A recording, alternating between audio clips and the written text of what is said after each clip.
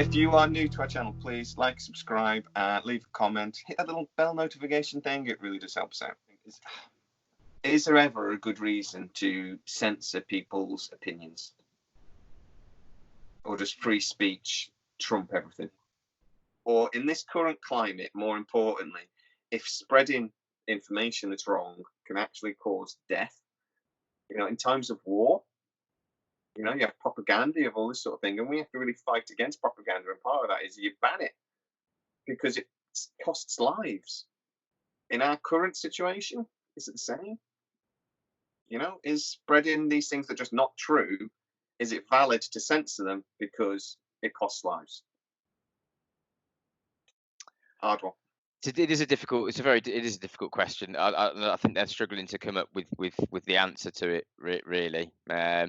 I get on the one side, you want to try and protect people from, like you said, online bullies and stuff like that, and but then if you do have a block function and they're still choosing to engage with that person, then receiving the abuse is almost their own choice if they're not willing to change. When you're talking about young people under 18, I think that may be different. Yeah, I think that is very I would agree. Protect our children.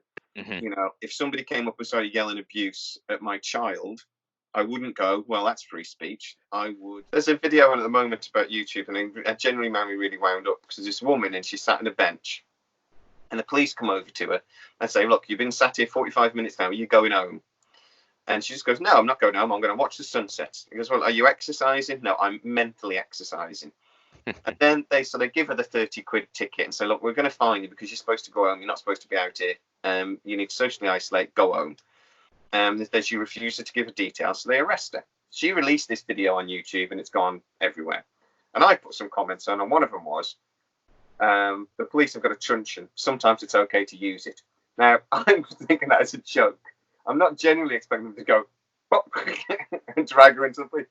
But then suddenly I'm like, oh, you're saying that physical violence against somebody just for sitting on a bench is okay, are you? I'm like, no, it was a joke. Yeah, I suppose you're right. Jokes, sarcasm, they don't come across very well in written text, but sometimes. Exactly. The cop has got pepper spray. I expect him to use that, really. But you could argue if that woman was on the bench on her own that she was self-isolating until the two police officers came and accosted her. Technically, yes, but it's not just. I have had that disagreement with them, and there are other people saying, "Oh, you're far more likely to catch this illness inside than you are outside," which is true. Like in a shop and stuff like this. Yeah.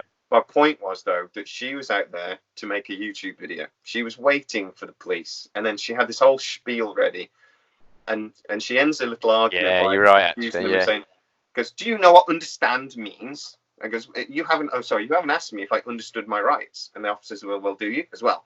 If you understood means that you're stood under me. So no, I don't. And she's going down that legalese.